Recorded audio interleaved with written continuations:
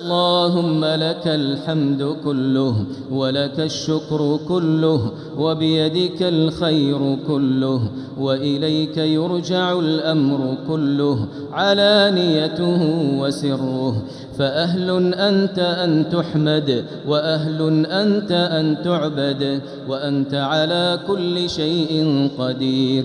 لك الحمد بالإسلام ولك الحمد بالإيمان ولك الحمد بالقرآن ولك الحمد بالمال والأهل والمعافاة. كبت عدونا وجمعت فرقتنا ومن كل ما سألناك ربنا أعطيتنا، فلك الحمد كثيرا كما تنعم كثيرا ولك الشكر كثيرا كما تجزل كثيرا. اللهم أنت ربنا لا إله إلا أنت، خلقتنا ونحن عبيدك ونحن على عهدك ووعدك ما استطعنا، نعوذ بك من شر ما صنعنا ونبوء لك بنعمتك علينا ونبوء بذنوبنا، فاغفر لنا فإنه لا يغفر الذنوب إلا أنت.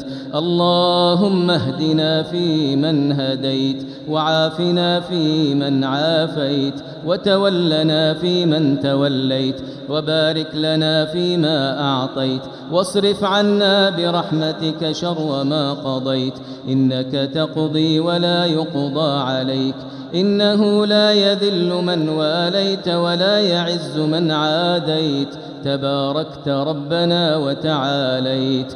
اللهم اقسم لنا من خشيتك ما تحول به بيننا وبين معصيتك، ومن طاعتك ما تبلغنا به جنتك، ومن اليقين ما تهون به علينا مصائب الدنيا، ومتعنا اللهم بأسماعنا وأبصارنا وقواتنا أبدا ما أبقيتنا، واجعله الوارث منا، واجعل ثأرنا على من ظلمنا، وانصرنا على من عادانا، ولا تجعل مصيبتنا في ديننا، ولا تجعل الدنيا أكبر همنا ولا مبلغ علمنا ولا إلى النار مصيرنا، واجعل اللهم الجنة هي دارنا وقرارنا برحمتك وفضلك وجودك وكرمك يا أرحم الراحمين.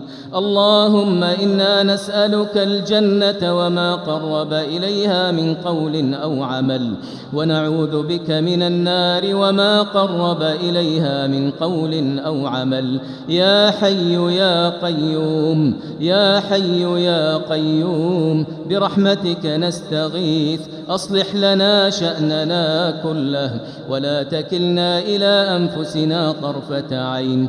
اللهم أصلح لنا ديننا الذي هو عصمة أمرنا، وأصلح لنا دنيانا التي فيها معاشنا، وأصلح لنا آخرتنا التي فيها معادنا، واجعل الحياة زيادة لنا في كل خير والموت راحة لنا من كل شر، وأجرنا من خزي الدنيا وعذاب الآخرة. اللهم احفظنا بالإسلام قائمين، واحفظنا بالإسلام قاعدين، واحفظنا بالإسلام راقدين، ولا تشمت بنا عدوا ولا حاسدا. اللهم آت نفوسنا تقواها وزكها أنت خير من زكاها، أنت وليها ومولاها وأنت على كل شيء قدير. اللهم يا مقلب القلوب ثبت قلوبنا على دينك. اللهم يا مصرف القلوب صرف قلوبنا على طاعتك. اللهم إنك عفو تحب العفو فاعف عنا. اللهم إنك عفو تحب العفو فاعف عنا. اللهم إنك عفو تحب العفو فاعف عنا. اللهم أعز الإسلام والمسلمين وأذل وأذل الشرك والمشركين واحم حوزة الدين واجعل هذا البلد آمنا مطمئنا رخاء سخاء وسائر بلاد المسلمين. اللهم يا حي يا قيوم يا ذا الجلال والإكرام وفق إمامنا خادم الحرمين الشريفين لما تحب وترضى وخذ بناصيته للبر والتقوى.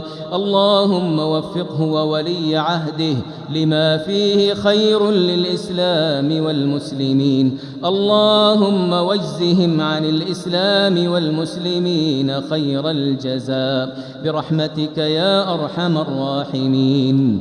اللهم إنا نعوذ برضاك من سخطك وبمعافاتك من عقوبتك وبك منك لا نحصي ثناء عليك أنت كما أثنيت على نفسك.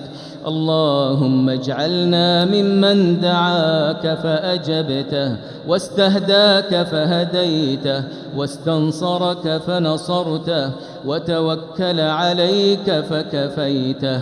اللهم صل على محمد وعلى أهل بيته وعلى أزواجه وذريته كما صليت على آل إبراهيم إنك حميد مجيد. وبارك على محمد وعلى أهل بيته وعلى أزواجه وذريته كما باركت على آل إبراهيم إنك حميد مجيد.